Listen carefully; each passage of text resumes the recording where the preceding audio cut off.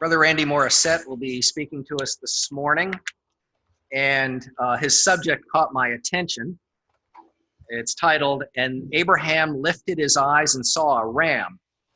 I've always wondered why it was a ram. Seems like it should have been a lamb. And he said he's going to talk about that today. So I'm sure that and some other information he'll have to share with us, but I look forward to learning about that. He's asked that we read Genesis 22.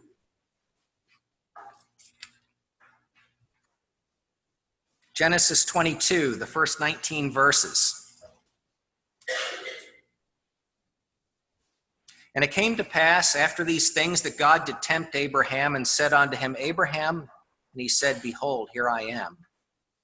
And he said, Take now thy son, thine only son Isaac, whom thou lovest, and get thee into the land of Moriah, and offer him there for a burnt offering upon one of the mountains which I will tell thee of. And Abraham rose up early in the morning, saddled his ass, and took 2 of his young men with him, and Isaac his son, and clave the wood for the burnt offering, and rose up and went unto the place of which God had told him. Then on the 3rd day Abraham lifted up his eyes and saw the place afar off.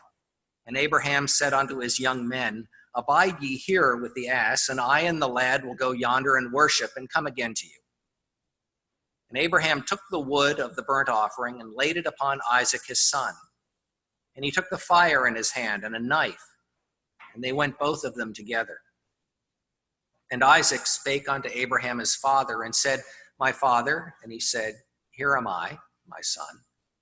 And he said, Behold the fire and the wood, but where is the lamb for a burnt offering? And Abraham said, My son, God will provide himself a lamb for a burnt offering. So they went both of them together. And they came to the place which God had told him of, and Abraham built an altar there, and laid the wood in order, and bound Isaac his son, and laid him on the altar upon the wood. And Abraham stretched forth his hand, and took the knife to slay his son. And the angel of the Lord called unto him out of heaven, and said, Abraham, Abraham. And he said, Here am I. And he said, Lay not thine hand upon the lad, neither do thou anything unto him.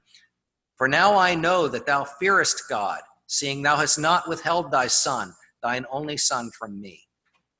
And Abraham lifted up his eyes, and looked, and behold, behind him a ram caught in a thicket by his horns. And Abraham went and took the ram, and offered him up for a burnt offering in the stead of his son. And Abraham called the name of that place Jehovah-Jireh, as it is said to this day, In the mount of the Lord it shall be seen. And the angel of the Lord called unto Abraham out of heaven the 2nd time, and said, By myself have I sworn, saith the Lord, for because thou hast done this thing, and hast not withheld thy son, thine only son, that in blessing I will bless thee, and in multiplying I will multiply thy seed as the stars of the heaven, and as the sand which is upon the seashore, and thy seed shall possess the gate of his enemies. And in thy seed shall all the nations of the earth be blessed, because thou hast obeyed my voice. So Abraham returned unto his young men, and they rose up and went together to Beersheba. And Abraham dwelt at Beersheba. So let's turn our attention now, Brother Randy, on "And Abraham lifted his eyes and saw a ram."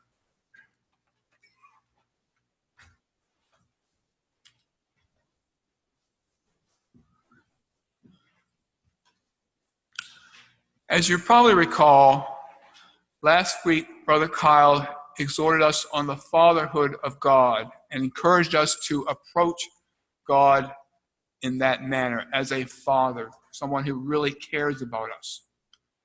And I suggest that at the time of his life, when Abraham was called to offer his son Isaac, his beloved son Isaac, as a burnt offering, he did think of God as a father or someone that he had a close relationship with.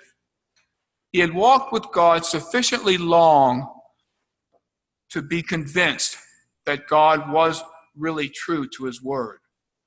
The letter to the Hebrews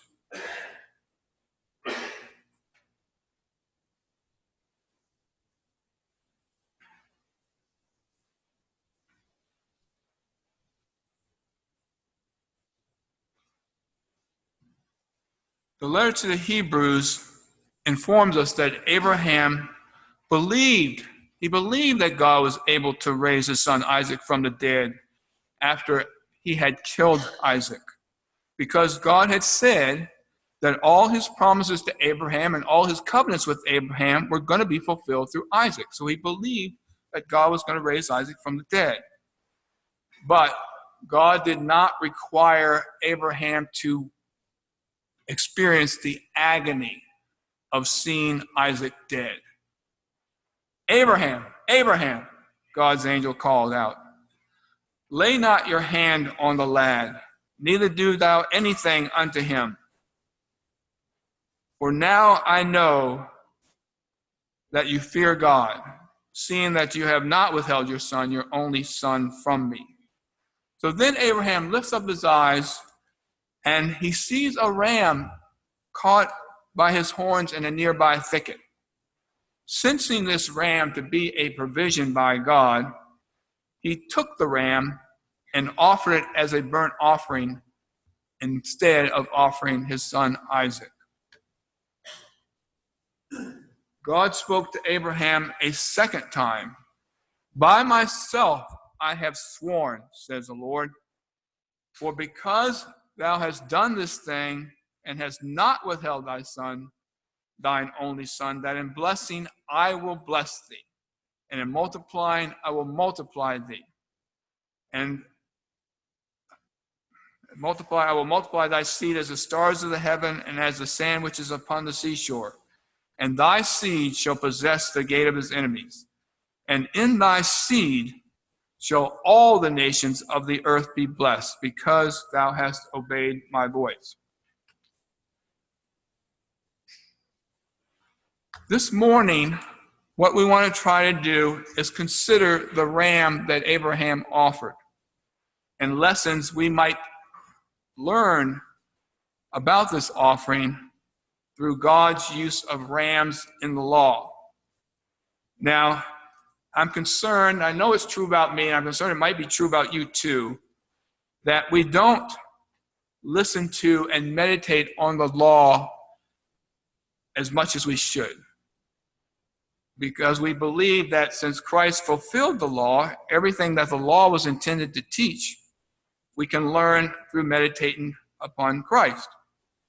Now, I suggest that a healthy way to view the law is similar to a healthy way for us to view fulfilled prophecy. That is, that the law highlights important points that we need to think about, particularly points about how God has chosen to restore man to fellowship with him without compromising his own holiness and righteousness. Now, I confess that what I'm going to present to you this morning is a very elementary review of God's use of rams in the law. When I looked at what I had put down, I realized I had not discussed more than I had discussed. And that's partially because my own understanding of this is quite elementary.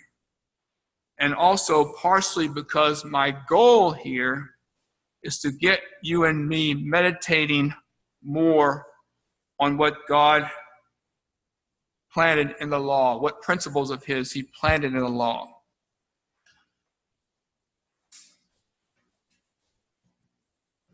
Now I'm going to sidetrack just for 1 minute to make a point. Part of my job in the health department is to review plans of consulting engineers, particularly plans for hydraulics and water treatment and things of that nature. I'm currently mentoring a young engineer in our office on how to best do this. And I'm trying to instill two things about reviewing plans in her brain. First of all, think of the plans as a form of communication, primarily communication between the engineer and the contractor, but also communication between the engineer and anybody else who reviews the plans. So think of them as a form of communication.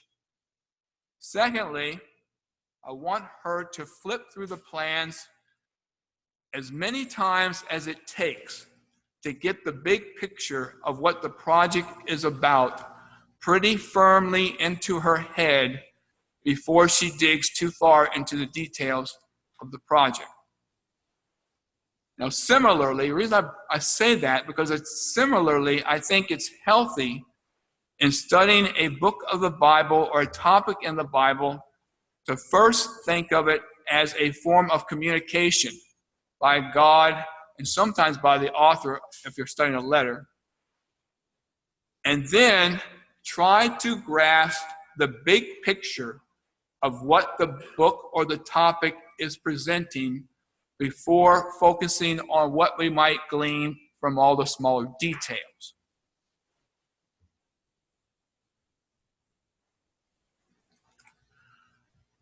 In considering anything about the law, I think we first have to remember what Jesus said. Think not that I am come to destroy the law or the prophets. I am not come to destroy, but to fulfill. For verily I say to you, until heaven and earth pass, one jot or one tittle shall in no wise pass from the law, till all be fulfilled. So all the law, whatever the law is trying to say, Jesus says it's all going to be fulfilled, and he's not going to try to change any of it.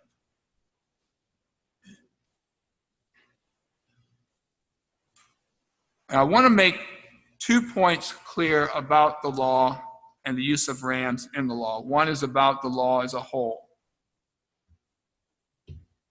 That is, first is that obedience to the law from the beginning was always to be Israel's highest priority. The sacrifice of animals was never considered by God to be an acceptable alternative to obedience to his commands.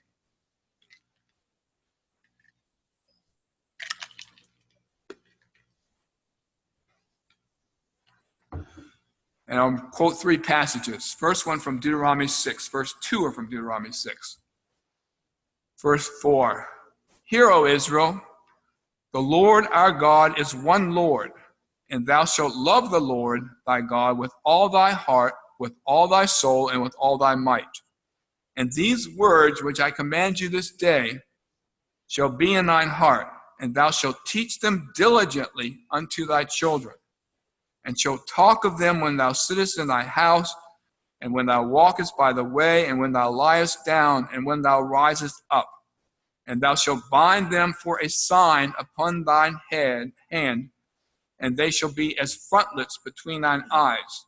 And thou shalt write them upon the post of thy house and on thy gates. So the law was to, and obedience to the law was to be on their minds constantly. Second one from the same chapter. And when thy son asks thee in time to come, what mean the testimonies and the statutes and the judgments which the Lord our God has commanded you? And the Lord commanded us to do all these statutes, to fear the Lord our God for our good always, that he might preserve us alive as at this day. And it shall be our righteousness if we observe to do all the commandments before the Lord our God as he has commanded us.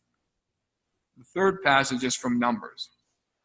Speak to the children of Israel and bid them that they make them fringes or tassels in the borders of their garments throughout their generations, and that they put upon the fringe of their borders a ribbon or a cord of blue.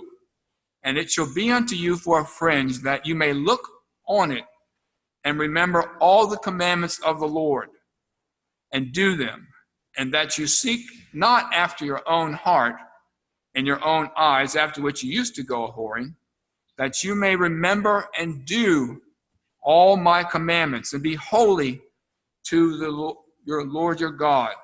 I am the Lord your God, which brought you out of Egypt to be your God. I am the Lord your God. So they were to keep these commandments in their minds, and they were to have this hymn on their garments of blue to remind them that they were to be a holy people, to keep the commandments. So keeping the commandments was always the highest priority under the times of the law.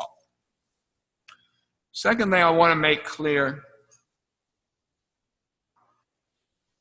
is I didn't find a single command in the law for Israel to offer a ram for a sin offering.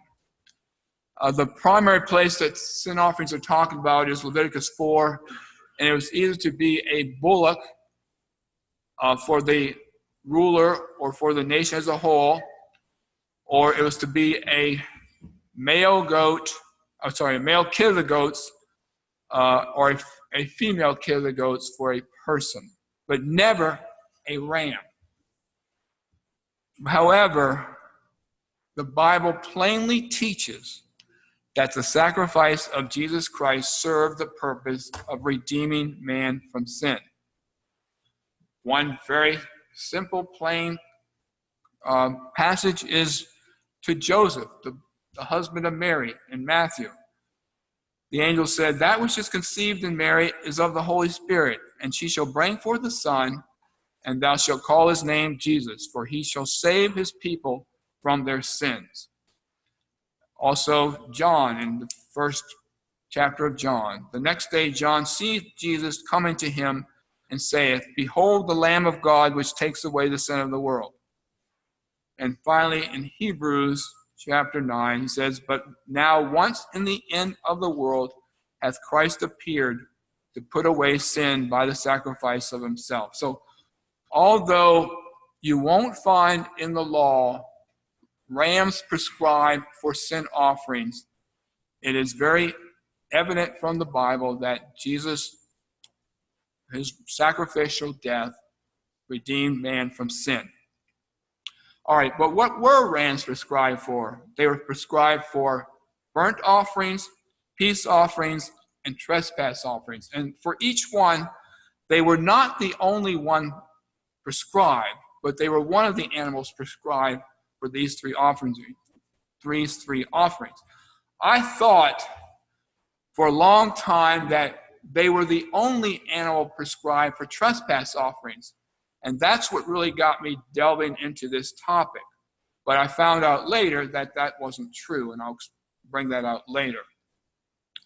So let's look at the offerings one at a time.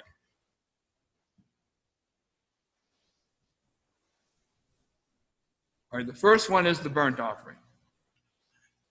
Burnt offerings were described in Leviticus as sweet savors to the Lord.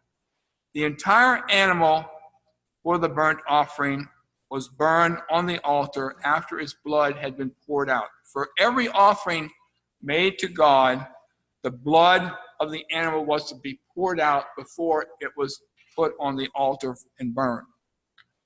Now, with a heart not properly focused on God, men sometimes concluded that the more burnt offerings that were offered to God, the more God would be pleased. Now recall that when King Balak of Moab asked the prophet Balaam to curse Moses in Numbers 22 to 24, the first thing that happened was the Lord rebuked Balaam for going with Balak's messengers without them first calling him. He said, "If they come to you, then go with them." Well, Balaam didn't wait. He went to them. And so the Lord was angry with that, and that's when he spoke through the ass. But after that occasion, we read that on 3 separate occasions in that event, Balaam instructed Balak to build 7 altars and to offer a bullock and a ram on each altar for a burnt offering. The only way I can interpret that is that he thought that he could change God's mind about cursing Israel by offering a large quantity of burnt offerings. Now, Judah fell into the same deception. We read in Isaiah, "To what purpose is the multitude of your sacrifices to me? I'm full of the burnt offerings of rams and of the fat of fed beasts, and I delight not in the blood of bullocks or of lambs or of he-goats. Learn to do well." This is what he really wanted. Learn to do well. Seek judgment. Relieve the oppressed. Judge the fatherless. Plead for the widow. From Micah, wherewith shall I come before the Lord and bow myself before the high God? Shall I come before him with burnt offerings, with calves of a year old? Will the Lord be pleased with thousands of rams or with 10,000s of rivers of oil? Shall I give my firstborn for my transgression, the fruit of my body for the sin of my soul? He has showed thee, O man, what is good. And what does the Lord require of thee but to do justly, and to love mercy, and to walk humbly with thy God? All right, let's move now to peace offerings. Peace offerings were also described as sweet savors to the Lord in Leviticus 3. However, peace offerings were offered in a very different manner than burnt offerings. After the animal was killed, some of the blood was sprinkled around the altar, and the rest of the blood was poured out. Remember, for the burnt offering, the whole animal was put on the altar and burned. For the peace offering, only the fat, the kidneys, and the caul above the liver were burned on the altar. The rest of the animal was for the priest, and the priest that offered the animal was to eat the flesh of the animal. And peace offerings could be thanksgiving offerings, vow offerings, or voluntary offerings. The third type of offering for which a ram might be the prescribed animal was a trespass or a guilt offering. Now, when you say the word trespass offering, it sounds similar to a sin offering, but they were very different in at least three ways: the sin offering and the trespass offering. First way was that sin offerings, according to Leviticus 4, were always for offenses done in ignorance, always.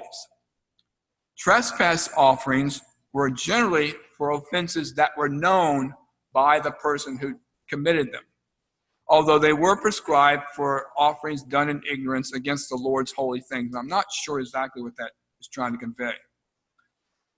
Trespass offerings were prescribed for the following known offenses: lying unto a neighbor about something that was given you to temporarily hold on to; a fellowship or a pledge, you were dishonest in a pledge; taking something away from somebody by violence; deceiving a neighbor; and the last one was finding something that was lost and lying about it. That all comes from Leviticus 6. So it was generally for things that the person deliberately did and they knew they had done it. The second difference between a sin offering and a trespass offering was that a person for a trespass offering had to make restitution of 20% more than the estimated value of the offense. And thirdly, the prescribed animal for a trespass offering was almost always a ram. The only exceptions that I'm aware of is that a lamb was the prescribed animal for a trespass offering for a leper that was cleansed, and for a Nazirite whose vow had been involuntarily terminated by contact with a dead person. And both those things, I would say the person was not a deliberate act of the individual. It was just something that happened in their life, but they still had to offer a trespass offering.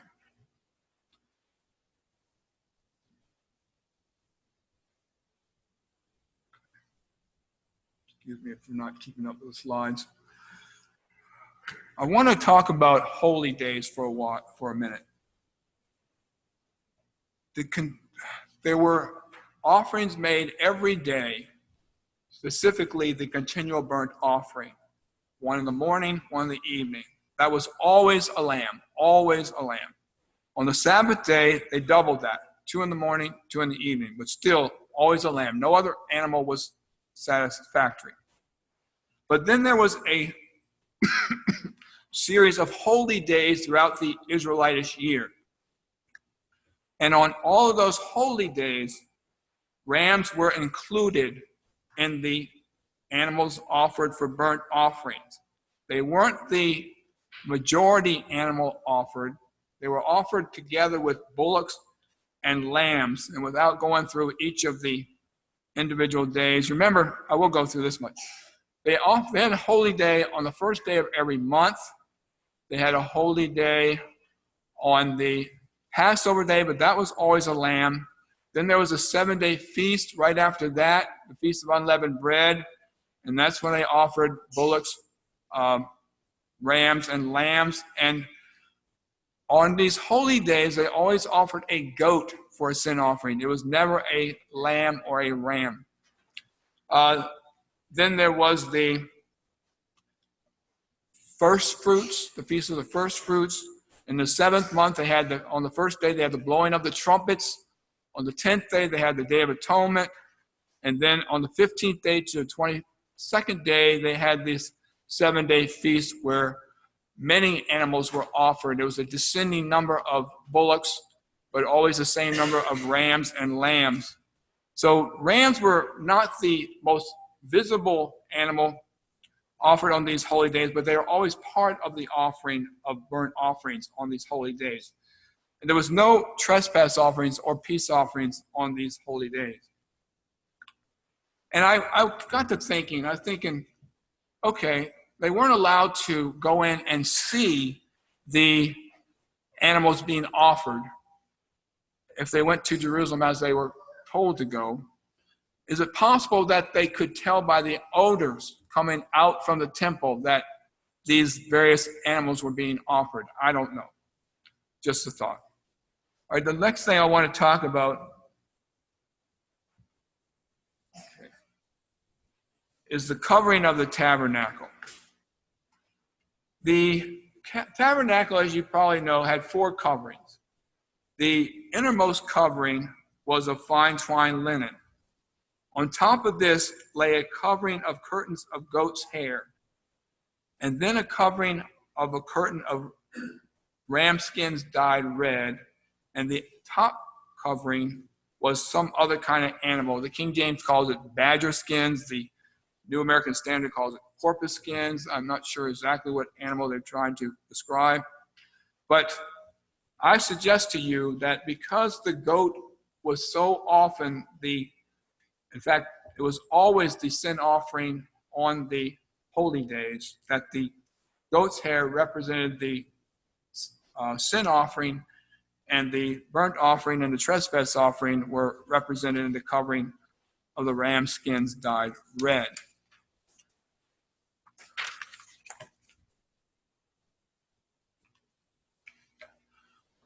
Isaiah 53 is a very important passage about this trespass offering.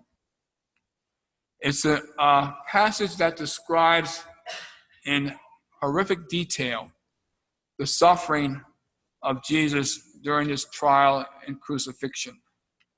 And it always troubled me. And I got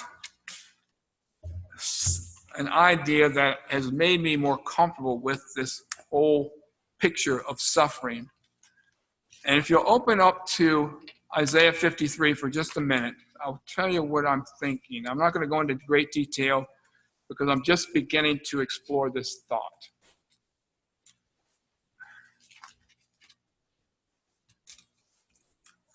You see,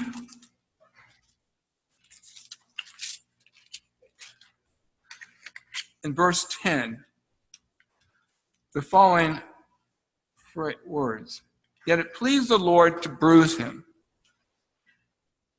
He has put him to grief. When thou shalt make his soul an offering for sin, he shall see his seed, he shall prolong his days, and the pleasure of the Lord shall prosper in his hand." Now that word sin, he shall make his soul an offering for sin, that is the word trespass or guilt. So he's saying here in Isaiah 53 that Jesus in this suffering is a trespass or a guilt offering, which means it's an offering for things that people do deliberately, that they are aware they do them.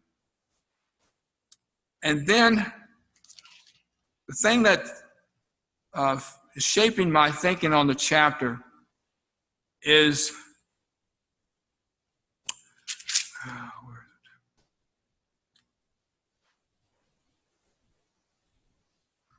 excuse me for not writing it down. It's the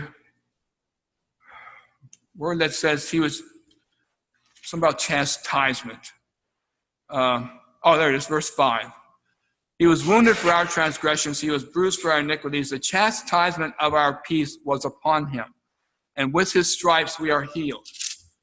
And my thought is this, that what this chapter is describing and this intense suffering being described is chastisement. Chastisement, the Hebrew word for chastisement is more frequently translated in the King James Version in other places as instruction. So it's a chastisement to instruct people. That the suffering of Christ was to instruct people. Remember the trespass offering. The person had to give back more than the offense was worth.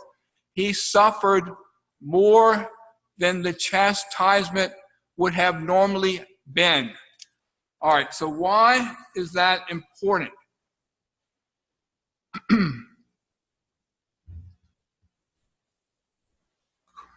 Christ, I think it's telling us here in Isaiah 53 that Christ was provided for an offering for offenses deliberately committed,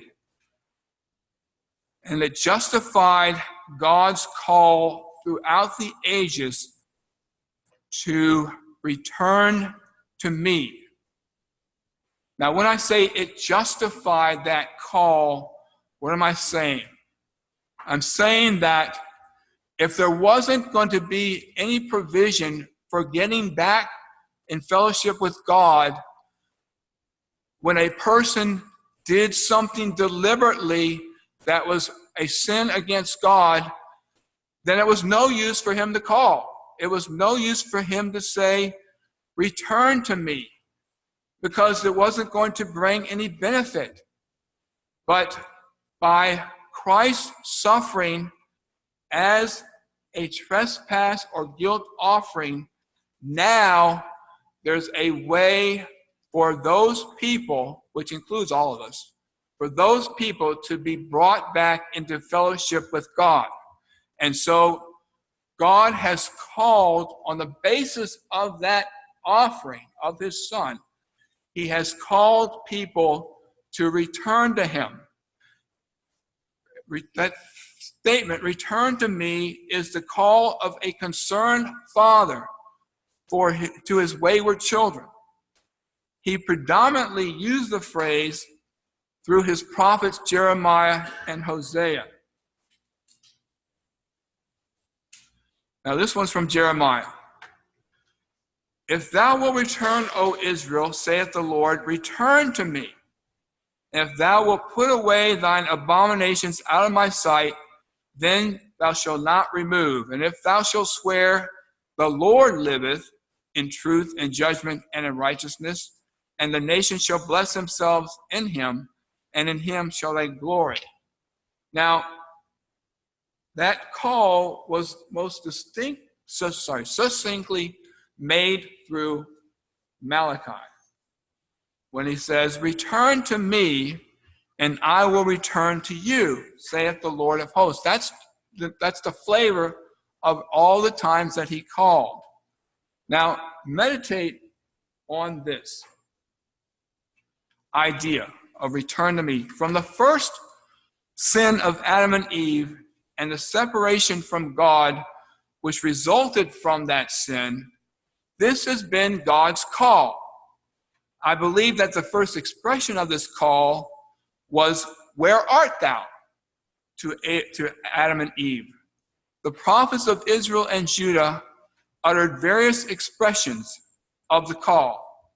it was even made to the Jews, and this is hard for us to comprehend, but God made this call to the Jews after they had crucified Jesus. For 40 years, he called to them through the preaching of the gospel, and soon also to the Gentiles who had not even sought God. Now, we know that the Bible is translated into almost every language spoken in the earth. And that's how universal his call is for men and women to return to him. Now think back to Genesis 22. The call of return to me is the essence of the blessing promised to all the nations because of Abraham's obedience in offering his beloved son Isaac. Again, quoting from that chapter. Listen, by myself have I sworn, saith the Lord, for because thou hast done this thing, and hast not withheld thy son, thine only son, that in blessing I will bless thee, and in multiplying I will multiply thy seed as the stars of heaven, and as the sand which is upon the seashore. And thy seed shall possess the gate of his enemies. And in thy seed shall all the nations of the earth be blessed. All the nations would receive that call, return to me, because thou hast obeyed my voice.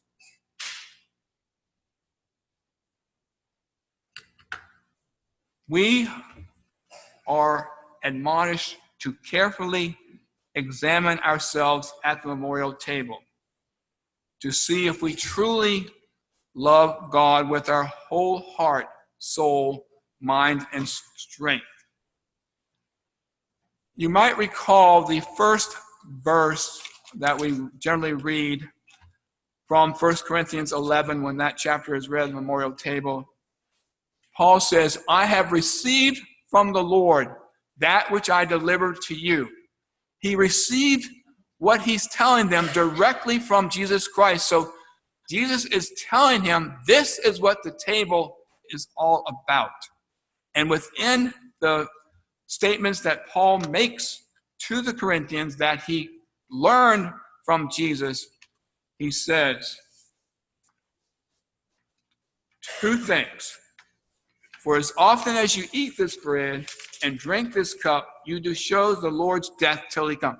What are you showing? You're showing that God has provided a way for people to return to him and be back in fellowship with him without compromising his own righteousness and his own holiness. And the second thing that's in this passage that's so important is let a man examine himself and let him eat of that bread and drink of that cup.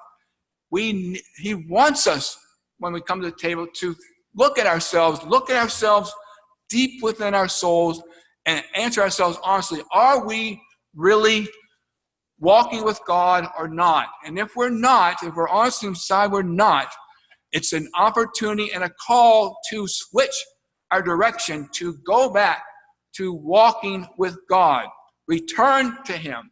That's what this table is all about.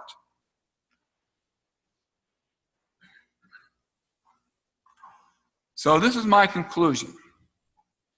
In my opinion, God's provision of a ram for Abraham to offer as a burnt offering was a sign of his commitment to call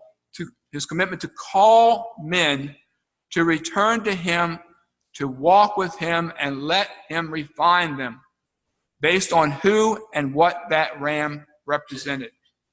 That ram represented God's provision of his beloved Son, Jesus the Christ, for everything represented by the burnt offering, the trespass offering, and the peace offering. And the continuance of God's call throughout the ages to return to me confirms the truth of Peter's inspired statement in 2 Peter 3. The Lord is not slack concerning his promise, as some men count slackness, but is long-suffering to usward, not willing that any should perish, but that all should come to repentance. That's who the God of heaven is. Thank you.